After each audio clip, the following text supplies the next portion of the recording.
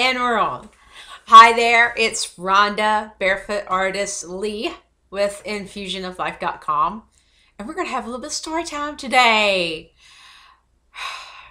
It's been a fiasco, to say the least. But anyway, I wrote a blog post and I have not even mailed it out. I just sat down, banged out this lengthy blog post, told a little story, and posted it up on some social media. I just threw it up on Facebook. That's the only place I put it. I put it there and hadn't even taken the time to send a message out to my email list. So my email people have not seen this yet. Sorry. But I was just, I just put it together and I'm like, okay, I'm going to send out the email list in a minute. I just went ahead and released it into the world. And I got all these messages back all of a sudden from so many of my friends that read the blog, and they all said the same thing. Why didn't you do a video? Rhonda, why didn't you do a video? You need to do a video. You need to tell the story. We want to hear you tell the story. So now I'm telling the story. Hang on a second. My eyes are itchy. Okay, so I'm going to tell the story about my Valentine's fiasco. Since you all enjoy my storytelling for some reason on this, I posted a picture of me in the hospital bed on Facebook because I'm certainly not ashamed at all. And, I have friends who are like, why would you post a horrible picture of yourself like that? And it was horrible, but, it's life. And that's just the way it is. So yeah, it was a horrible picture of me. And I was crashed in my husband's hospital bed. I was not admitted to the hospital. However, my husband was. So we'll start the fiasco with that. Picture was released. You'll see the picture if you go to the blog post. And you can read that version of the story without all the animated parts of me talking. We had a lovely Valentine's Day. It was great. It was relaxing. I'm one of those people that I don't really particularly enjoy going out on Valentine's Day because everywhere is mobbed. And so for my family and friends, and I make it fun for everyone, because for me to celebrate Valentine's Day, I celebrate with everyone. Everyone is involved, even the dog. And, I'm just personally looking for another excuse to be silly and do something funny and fun. And that's just the way we do things in my house. So we have a great time. And we usually just do it at home with anybody that wants to join us. So we had a great time. We got up from a meal and my husband started not feeling too well. We were going to watch a funny movie. We tried, and that was a fail because my husband proceeded to get worse and worse. And I'm not going to get into all of his stuff because that is certainly his story and not mine to tell. I'm just going to tell my story. I had to take my husband to the emergency room Valentine's evening, somewhere around midnight, maybe, so the day after Valentine's, or within that time frame. And we're rushing. He's getting worse by the second, and they're like, we got to go now. And it is not something that I ever do, but it was, the circumstances were just that bad. And we rushed to the emergency room. I've got the hazard lights going, and I'm still not speeding. And, I got to the very last stoplight before we got to the hospital. And my husband is like pleading for me to just run the light. I'm like inching through the hazards. It's nobody around, but, I'm terrified of doing anything wrong. It's the truth. Then we go. We're at the hospital. And he is admitted into the emergency room. It was a really long night. He was really in bad shape, and my son and I stayed up. My son went with us, and we were up all night. We maybe slept dozing 30 minutes, maybe.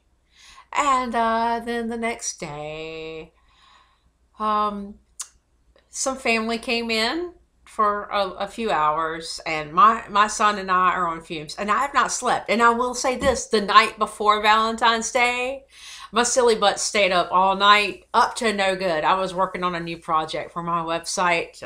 That will be revealed at another time when I have time to keep on that. But I stayed up and slept 2 hours because I was so excited for everything. That was just because I love to make fantastic stuff. And so I was really excited with what I was working on. And so I didn't get any sleep. Into Valentine's Day all day. Valentine's night, 30 minutes of sleep. Maybe.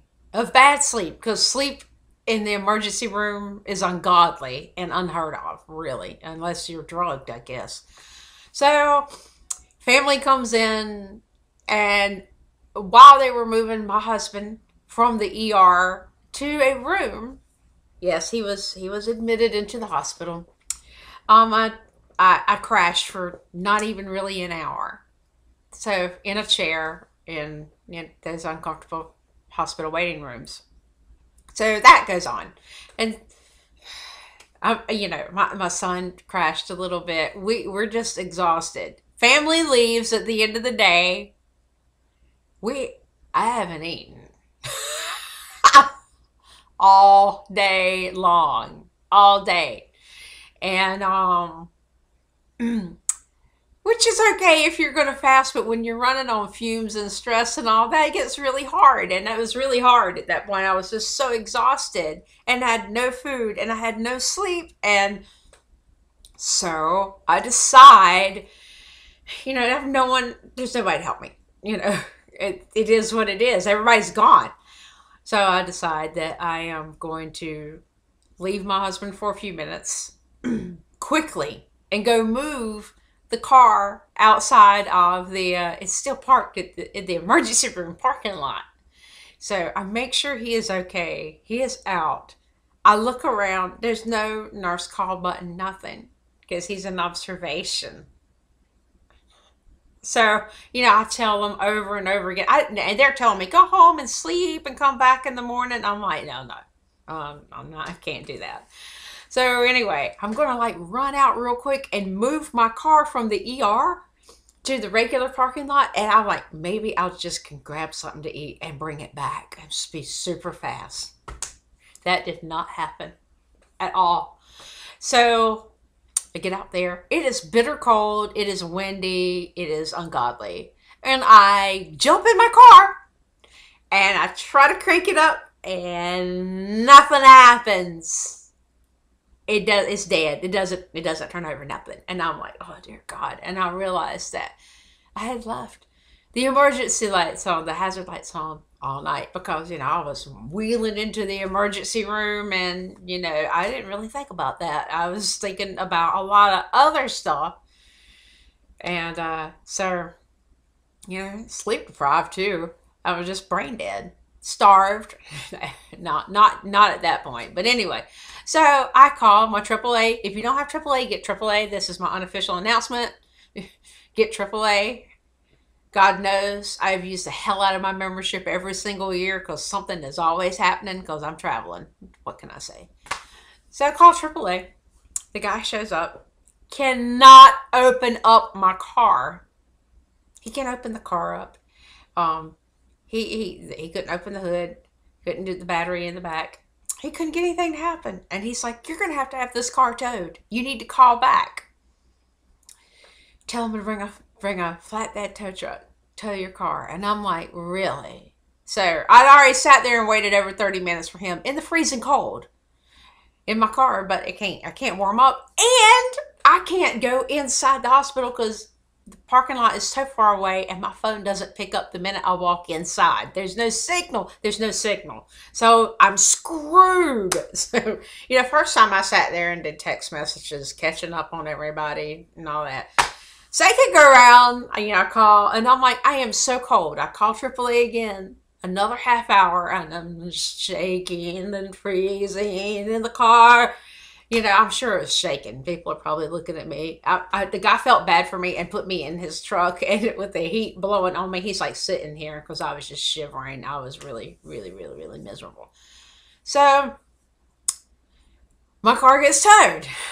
About that time, a friend of mine drives 2.5 hours to come help me.